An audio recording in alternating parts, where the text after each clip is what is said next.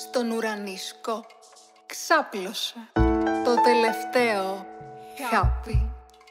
Η θλίψη μου τέριαξε σαν γάτι.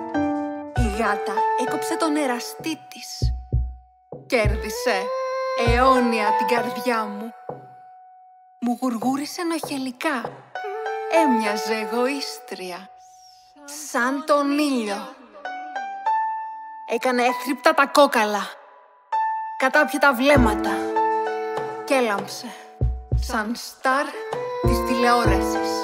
Έπειτα σύρθηκε στο έδαφος σαν φίδι. Οι φλέβες της γίναν ο χάρτης μου, τα μάτια της όλος μου ο κόσμος. Με κοίταξαν ορθάνυχτα, μου θύμισαν πως η ελπίδα δεν πεθαίνει.